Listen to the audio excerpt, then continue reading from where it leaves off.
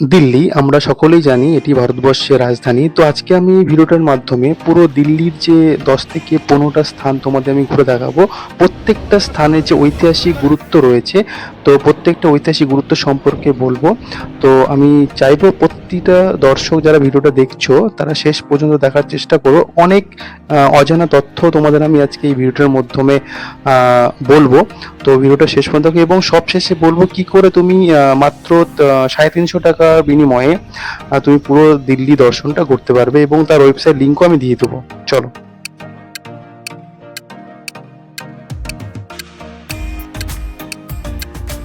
So hello guys, নতুন ব্লকে তোমাদের সকলকে স্বাগত। এখন আমি আছি হচ্ছে দিল্লি আরকে আশ্রম। এখান থেকে আমাদের দিল্লি দর্শনের টোটাল ট্যুরটা হবে আজকে, ওয়ান ডে সাইট সিন। তো আজকে আমাদের জার্নিটা স্টার্ট হচ্ছে। তো দিল্লির কোথায় কোথায় আমরা ঘুরবো সমস্ত বিষয়গুলো তোমাদের আমরা দেখাবো ভিডিওর মাধ্যমে।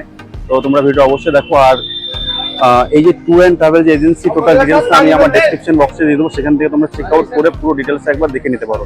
তাহলে চলো, আজকে আমাদের জার্নিটা স্টার্ট হচ্ছে। তো কোথায় যাচ্ছি, কোথায় কীভাবে ঘুরছি সমস্ত ডিটেলস তোমরা দেখাবো। টোটাল দিল্লির 20টা সাইট সিন আমরা করে দেখবো, যত দিল্লি আছে পুরোটা। তো চলো তাহলে আমাদের জার্নিটা একটু স্টার্ট করি।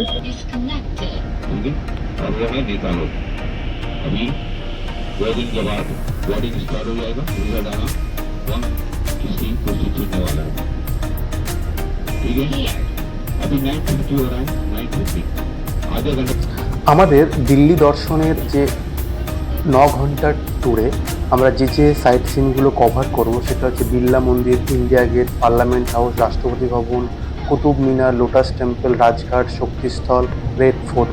এই জিনিসগুলো পুরো কভার করে চলো তাহলে এক এক করে বিষয়গুলো দেখি। প্রথমেই আমরা যেটা কভার করব সেটা হচ্ছে বিড়লা মন্দির। এটি দিল্লির টেম্পল, যার পুরো নাম লক্ষ্মী নারায়ণ মন্দির। এটি তার বলদেব দাস বিড়লা তার পুরো এটা তার শুরু হয়েছিল ১৯৩৮ এর মধ্যে লক্ষ্মী এবং নারায়ণ দুজনেরই মন্দির। তো এখন তোমরা দেখতে পাচ্ছ আমি এখন আছি বিড়লা মন্দিরের জাস্ট অপোজিটে। তো এখান থেকে ভেতরটা দেখতে অনেকটা সুন্দর। ভেতরে ক্যামেরা, মোবাইল কোনো অ্যালাউ নেই, তোমরা বাইরে রেখে যেতে পারো। তো এখানে মন্দিরটার ভিতরে আমরা গেছিলাম, দেখে এলাম। সুন্দর একটা মন্দির, ভেতরে অনেক কিছু রয়েছে, অনেক মূর্তি রয়েছে। তো আমাদের বাস পিছনে দাঁড়িয়ে রয়েছে। তো এটা দেখে আমরা বেরোলাম। এবার পরবর্তী যে সাইট সিন রয়েছে সেখানে গিয়ে আমাদের বাকি ইনফরমেশনও দিচ্ছি। চলো তাহলে নেক্সট স্পটের সাথে দেখা হচ্ছে। এখন আমরা বিড়লা মন্দিরকে ক্রস করে আমরা পরবর্তী গন্তব্য দিকে যাচ্ছি। পরবর্তী গন্তব্য হবে আমাদের হচ্ছে পার্লামেন্ট হাউস, প্রেসিডেন্ট হাউস। তো তার আগে এই যে রোডটা তোমরা দেখছো, এই রোডে অনেক মন্দির রয়েছে, যেমন হচ্ছে বাল্মীকি মন্দির, বুদ্ধ মন্দির, বিড়লা মন্দির এবং কালী মন্দির। তো এই জন্য এই রোডটার নাম হয়েছে হচ্ছে মন্দির বার অ্যাকচুয়ালি। ঠিক আছে। তো আমরা আশেপাশে আরও অনেক কিছু রাস্তায় যেতে যেতে দেখতে পারবো, সমস্ত কিছুই তোমাদের বলবো। তো এবার আমরা দেখতে পাচ্ছ এটা হচ্ছে পার্লামেন্ট হাউস অর্থাৎ প্রেসিডেন্ট হাউস। তো এখানে একটা কিছু বিষয় রয়েছে, সেটা তোমাদের একটু বলে দিই। দেখবে যখন প্রেসিডেন্ট হাউসের মধ্যে থাকে তখন হচ্ছে তার পতাকাটা টপে থাকে। ঠিক আছে। যখন প্রেসিডেন্ট অ্যাবসেন্ট থাকে তখন তার যে আমাদের ইন্ডিয়ান ফ্ল্যাগটা থাকে, ইন্ডিয়ান ফ্ল্যাগটা হচ্ছে নামানো থাকে। এইভাবে গাইড যে ছিল আমাদের সেটা সে বলছিল। তো তুমি পাশে যেটা দেখতে পাচ্ছ এখন, এটা হচ্ছে সেই নতুন পার্লামেন্ট হাউস, এটা নতুন বানানো হয়েছে। হ্যাঁ, সংসদ ভবন যাকে বলা হয়। তো এটা আর এর পাশেই যেটা রয়েছে সেটা হচ্ছে ইন্ডিয়ান এয়ারফোর্স হেডকোয়ার্টার। হ্যাঁ, এবং তার পাশে রয়েছে ইন্ডাস্ট্রিয়াল মিনিস্ট্রিয়াল ভবন, সব পাশাপাশি রয়েছে। তো এখান থেকে আমরা গাড়ির জানলা থেকে দেখতে পাচ্ছি এই যে সেই প্রেসিডেন্ট হাউস। হ্যাঁ, তো ভিতরে যেহেতু ঢোকার কোনো অ্যালাউ নেই এবং এখানে গাড়িও থামার কোনো পারমিশন নেই, কারণ আশেপাশে প্রচুর সিকিউরিটি রয়েছে এবং ক্যামেরা লাগানো রয়েছে। এবং ভেতর থেকে সমস্ত কিছু যারা ফোর্সরা রয়েছে তারা মনিটর করে সমস্ত গতিবিধি বাইরের।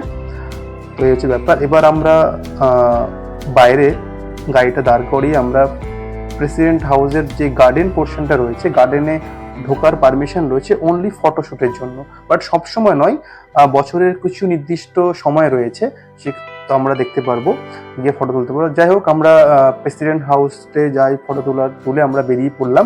এবার আমরা দেখতে পাচ্ছ ইন্ডিয়া গেট।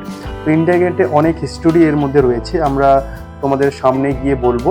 তো এক পাশে ইন্ডিয়া গেট আর এক পাশে হচ্ছে রাষ্ট্রপতি। এই টোটাল যে রাস্তাটা, এর ডিস্টেন্স হচ্ছে 3.5 কিলোমিটার ইন্ডিয়া গেট থেকে রাষ্ট্রপতি ভবনে, যে টোটাল যে বড় রাস্তা তোমরা দেখতে পারলে সেটা। তো আমাদের এখন গাড়িটা পার্কিংয়ে দাঁড় করাবে, পার্কিংয়ে দাঁড় করিয়ে আমরা আস্তে আস্তে এখন ইন্ডিয়া গেটের দিকে যাব। তো ইন্ডিয়া গেটের যে টোটাল যে হিস্ট্রি, সেটা আমরা পরপর তোমাদের একটু বোঝানোর চেষ্টা করব।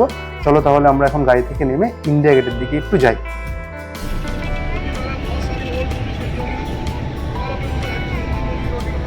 সো আমরা এখন বর্তমানে বাস থেকে নেমে পড়েছি।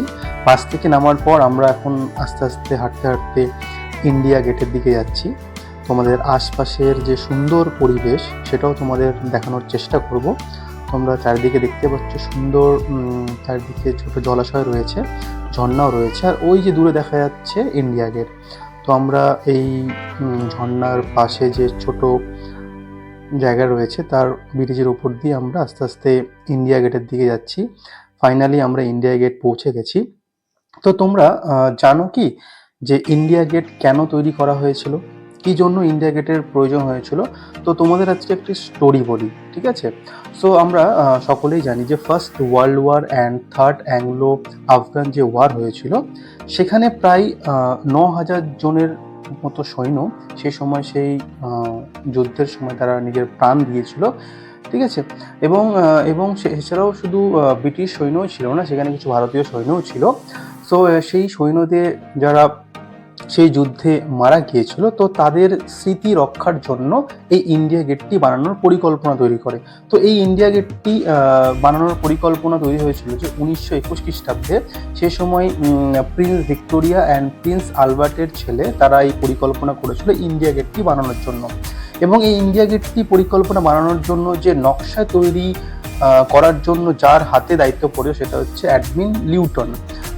তিনি এটি তৈরি করে কমপ্লিট করা হচ্ছে 1931 খ্রিস্টাব্দে। তাহলে 1921 খ্রিস্টাব্দে এটি পরিকল্পনা স্টার্ট হয় বানানো এবং শেষ হয় হচ্ছে 1931 খ্রিস্টাব্দে। এবং সেই সময় 1931 খ্রিস্টাব্দে এই ইন্ডিয়া গেটের নাম আগে ছিল অল ইন্ডিয়া ওয়ার মেমোরিয়াল, কিন্তু পরবর্তীকালে এটি ইন্ডিয়া গেট নামে পরিচিত হয়, নাম দেওয়া হয়। তো এখানে দেখতে পাচ্ছ প্রচুর সৈন্যদের নাম এখনো রয়েছে। তো যাই হোক, আমরা দেখে এখন আস্তে আস্তে ইন্ডিয়া গেট থেকে বেরিয়ে আমরা পরবর্তী আমাদের গন্তব্য, সেখানে আমরা আস্তে আস্তে দেখি গাড়িতে চড়ে আমরা বেরিয়ে পড়েছি।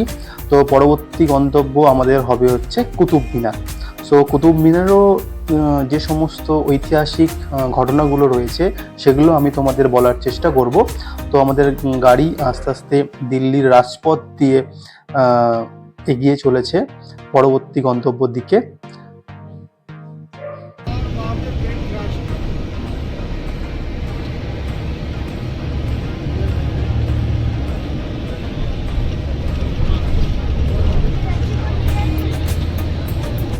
আমার ডান দিকে যে বিল্ডিংটা তোমরা দেখতে পাচ্ছ সেটা হচ্ছে বর্ধমান মহাবীর মেডিকেল কলেজ অ্যান্ড হসপিটাল। এটি দিল্লির একটি খুব বড় এবং ফেমাস একটি হসপিটাল।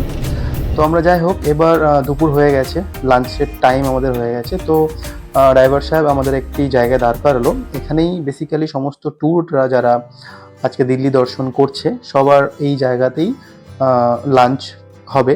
তো আমরাও এখানে নেমে আমরা চলে গেলাম সেই এর ভেতরে। তো গিয়ে কি অর্ডার করলাম তোমাদের আমি অবশ্যই বলবো। তো এখানে অনেকটা ভিড় ছিল, অ্যাম্বিয়েন্সটা মোটামুটি ছিল, অতটাও ভালো নয়। তো যাই হোক, সঙ্গে আমার জায়গো এবং আমার ছোট ভাগনা ছিল। তো যাই হোক, আমরা অনেক কিছুই চিকেন থালিতে এই দিয়েছে, রুটি, রায়তা, চিকেন, একটা সবজি আর একটা দেবে, দুটো করে রুটি। লাঞ্চ শেষের পরে আমরা বেরিয়ে পড়লাম আমাদের পরবর্তী গন্তব্যস্থলে। আমাদের পরবর্তী গন্তব্যস্থল হচ্ছে কুতুব মিনার। তো তোমরা দেখতেই পাচ্ছ আশপাশে সুন্দর দৃশ্য দেখতে দেখতে আমরা। সো হ্যালো গাইস, আমরা এখন কুতুব মিনারের ভিতরে এন্ট্রি করেছি। তো কুতুব মিনারে এন্ট্রি করার জন্য তোমাদের পার পার্সন লাগবে হচ্ছে 40 টাকা। এটাকে তোমার একটা কুপন দেবে, তোমাদের এই কুপন দিয়ে তোমাদের ভিতরে এন্ট্রি করতে হবে। তো আশপাশটা সবই দেখাবো, কোথায় কি আছে না আছে, ঠিক আছে? সেটা দেখতেই পাচ্ছি তোমরা। অনেকটা বড় এরিয়া জুড়ে। আমার ডান দিকে কুতুব মিনারটা রয়েছে, ফ্রন্টে দেখাচ্ছি কি রয়েছে। কুতুব মিনার তোমরা সকলেই জানো এটি ভারতবর্ষের একটি ঐতিহাসিক স্থানগুলোর মধ্যে একটি। এখানে প্রায় প্রতি বছর 30 থেকে 40 লাখ লোক এখানে পর্যটন ঘুরতে আসে, তাই না? তো এই যে কুতুব মিনার, এই কুতুব মিনারের যদি আমি ইতিহাস বলি, অনেক কিছু অজানা ইতিহাস, অনেকে জানো অনেকে জানো না। আজকের এই ভিডিওর মাধ্যমে তোমাদের এমন কিছু ঘটনার কথা তোমাদের বলবো আমি, যেটা হয়তো এর আগেও কোনোদিন তোমরা শোনোনি। তো যাই হোক, আমি শুরু করি। এই কুতুব মিনার আমি এর আগেও 3 বছর আগেও আমি এখানে ঘুরতে এসেছিলাম, বাট সেই সময় কোনো রকম ব্লগ তৈরি করা হয়নি। বাট আজকে তো দিল্লিতে একটি কাজের সূত্রে আমি গেছিলাম 3-4 দিনের জন্য, তো একটু সময় ছিল, ফ্রি ছিলাম, তাই ভাবলাম কুতুব মিনার সহ দিল্লির অন্যান্য সাইট সিনগুলো একটু ঘুরে নিই। তো যাই হোক, তো এই যে কুতুব মিনারটা, এটি কুতুব মিনার দিল্লির একটি মেহলরি বলে একটি স্থান রয়েছে, সেখানে অবস্থিত। এবং এটি প্রায় বহু উঁচু একটি ইমারত, তোমরা দেখতেই পাচ্ছ আমার সামনে। এবং এটি প্রায় আগে এই প্রতিটা দর্শনীয় স্থান যারা রয়েছে, যারা পর্যটন রয়েছে, তাদের জন্য এটা পুরো খোলা ছিল। সকলেই এই কুতুব মিনারে যে ভেতরে ওপরে উঠতে পারতো, কিন্তু প্রায় 42 বছর আগে প্রতিটা পর্যটনদের জন্য এটি চিরস্থায়ীর জন্য বন্ধ করে দেওয়া, সারা জীবনের জন্য এটি বন্ধ করে দেয়। কেন বন্ধ করেন তার পিছনে একটা হিস্ট্রি রয়েছে। তার আগে বলে দিই, আমার সামনে দেখতে পাচ্ছি একটি পিলার রয়েছে। এই পিলারটির নাম হচ্ছে মেহেরলি পিলার। এটি একটি ঐতিহাসিক গুরুত্ব রয়েছে। এই পিলারটিতে কোনোদিন এখনো পর্যন্ত কোনো রকম আয়রন অর্থাৎ জং ধরেনি, তাই তো। তো এটি একটি হিস্ট্রির একটি ঐতিহাসিক একটি স্তম্ভ বলা চলে। তো এবং এই কুতুব মিনার তুমি ওপরে দেখছো, আশেপাশে বহু বড় বড় ইমারত রয়েছে, এবং কুতুব মিনারের ওপর দিয়ে প্রায় মাঝে মধ্যেই প্লেন আমরা যেয়ে দেখবো প্রায়, কারণ এর পাশেই রয়েছে হচ্ছে দিল্লি ইন্টারন্যাশনাল এয়ারপোর্ট, এবং সেখানে প্রায় প্রত্যেক মিনিটে প্লেন ওঠানামা করে বলেই এই কুতুব মিনার ওপর দিয়েই আমরা যেতে থাকি। তো যাই হোক, এই কুতুব মিনারের যে নির্মাণ কাজ শুরু করেছে হচ্ছে কুতুবউদ্দিন আইবক, এবং শেষ করেছে হচ্ছে ইলতুৎমিশ। এবং এই কুতুব মিনারে আমি বললাম এই ভেতরে আগে প্রত্যেকটা পর্যটকদের ঢুকতে দিত, কিন্তু 1981 সালে 4 ডিসেম্বর একটি বিরাট বড় ঘটনার কারণে এটি বন্ধ করে দেওয়া হয়। ঘটনাটা হলো যে সেই দিন শুক্রবারের দিন বহু পর্যটক এখানে প্রায় ভিড় লাগিয়েছিল, সকলেই ওই কুতুব মিনারের ওপরে ওঠার জন্য লাইন দিয়েছিল। কিন্তু হঠাৎ করে কারেন্ট চলে যাওয়াতে, বিদ্যুৎ বিচ্ছিন্ন হয়ে যাওয়ার পরে কুতুব মিনারের ভেতরটা পুরো অন্ধকার হয়ে যায়। তো অন্ধকার হয়ে যায়, ওখানে বহু লোক আটকে পড়ে। তো এবং কুতুব মিনার ওপরে ছোট ছোট ছোট খোপ ছিল, মানে ওখানে আলো বাতাস ছিল, কিন্তু ওখানে এত লোক ছিল সে আলোটা আর ভেতরে ঢুকতে পারতেন, পুরোটাই অন্ধকার। তো ভেতর থেকে কিছু কিছু লোক ছিল, ছেলে ছিল, তারা কি করছে, প্রত্যেক পার্সন একটা ভয় দেখানোর চেষ্টা করেছিল যে কুতুব মিনার হয়তো হেলে পড়ে যাচ্ছে। তো এই ভয়ে সকলের মনের মধ্যে একটি ভয় সৃষ্টি হয়। তো সকলে হুড়োহুড়ি করে নিচে নামতে থাকে। তো যখন নিচে নামতে থাকে, বহু পর্যটন চাপা পড়ে মারা যায়। প্রায় 45টার বেশি লোক সেখানে মারা গিয়েছিল। এবং তৎকালীন যে হোম মিনিস্টার জেল সিং, তো তিনি কি করলেন, তিনি ঘোষণা করেন পার্লামেন্টে যে এই কুতুব মিনারের যে ওপরে যে ওঠার যে গেট সারা জীবনের জন্য বন্ধ করে দেওয়া হবে। তো আর তারপর থেকে কোনো পর্যটকদেরই এর ভেতরে প্রবেশ পুরোপুরিভাবে নিষিদ্ধ করা হয়। তো এই ছিল কুতুব মিনারের একটি ঘটনা, যেটা আমি যতটুকু জানি তোমাদের সামনে আমি শেয়ার করলাম। তো তোমরা যদি আরো কোনো রকম ঘটনা জেনে থাকো, তাহলে অবশ্যই আমার কমেন্ট বক্সে তোমরা জানিও। তো যাই হোক, কুতুব মিনার থেকে বেরিয়ে আমরা আমাদের পরবর্তী যে গন্তব্য, সেটা হচ্ছে লোটাস টেম্পল। লোটাস টেম্পল খুব একটি সুন্দর একটি লোটাস টেম্পল। তো বহুত একটি বড় এরিয়া জুড়ে এই লোটাস টেম্পল, কিন্তু আমাদের হাতে টাইম যেহেতু প্রচন্ড কম ছিল, আধা ঘন্টার মতো টাইম ছিল, কিন্তু তাই আধা ঘন্টার মধ্যে যতটুকু সম্ভব আমরা লোটাস টেম্পল আশপাশে ঘুরে দেখেছি। ভেতরে ঢোকার সময় আমাদের হয়নি, কারণ ভেতরে ঢুকতে গেলে অনেকটা টাইম, প্রায় 2 ঘন্টা থেকে 3 ঘন্টা লেগে যায়। তো আমাদের যে টাইম লিমিট ছিল, ড্রাইভার সাহেব বলে 30 মিনিটের মধ্যে আমাদের টোটাল যে লোটাস টেম্পলটা ঘুরে আমাদের আবার ফিরে আসতে হবে। তো যাই হোক, আমরা লোটাস টেম্পলের কাছে গিয়ে যতটুকু ফটোশ্যুট করলাম, ফটোশ্যুট করার পর আমরা আবার আমাদের গন্তব্য হচ্ছে বাসে আমরা চলে যাই। তো এটা বহুত বড় এরিয়া জুড়ে এই লোটাস টেম্পলটা, খুব সুন্দর একটি দিল্লির আর একটি পর্যটন কেন্দ্রের মধ্যে এটি একটি। যাই হোক, আমরা এটা পুরো দর্শন করে আমরা এবার পরবর্তী আমাদের গন্তব্য ছিল হচ্ছে রাজঘাট। তোমরা সকলেই জানো রাজঘাটে কার সমাধিস্থল রয়েছে। রাজঘাটে হচ্ছে গান্ধীজির সমাধিস্থল রয়েছে। তো গান্ধীজির সমাধিস্থল সম্পর্কে তোমাদের অবশ্যই তার বিভিন্ন ঐতিহাসিক যে ঘটনাগুলো ছিল, তাকে কে কবে মেরেছিল, তাকে অ্যাকচুয়ালি মার্ডার করা হয়েছিল, কিভাবে করা হয়েছিল, প্রত্যেকটা ঘটনা আমি এক এক করে বলবো। চলে শুরু করি বিষয়টা। কেমন ঘুরছে বলো?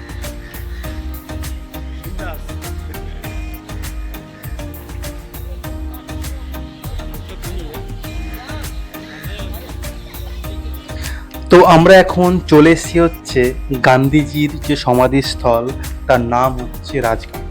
তো আজকে আমরা গান্ধীজির যে এই সমাধিস্থল আশপাশ তো ঘুরে দেখবো, তার আগে আজকে আমি গান্ধীজির একটু সম্পর্কে তোমাদেরকে বলতে চাই। দেখো, গান্ধী সম্পর্কে বলতে গেলে অনেক কিছু বলা যায়, কিন্তু আমি যতটা শর্টকাটে গান্ধীজি সম্পর্কে একটু ডেসক্রাইব আলোচনা করবো। যারা মডার্ন হিস্ট্রি সম্পর্কে একটু ধারণা রয়েছে, যারা জানো তারা জানবে যে আমরা জানি যে এই যে মহাত্মা গান্ধী, রাইট, এই যে গান্ধী বলা হয় তাকে, মহাত্মা গান্ধীজি বলা হয়, যে মহাত্মা যে কথাটা তাই কে দিয়েছিল, উপাধিটা কে দিয়েছিল হচ্ছে রবীন্দ্রনাথ ঠাকুর। আর জাতির জনক উপাধিটা দিয়েছিল হচ্ছে নেতাজি সুভাষচন্দ্র বোস। যাই হোক, তো আমরা শুরু করি। এই যে বাপু অর্থাৎ রাষ্ট্রপিতা বলা হয় কাকে?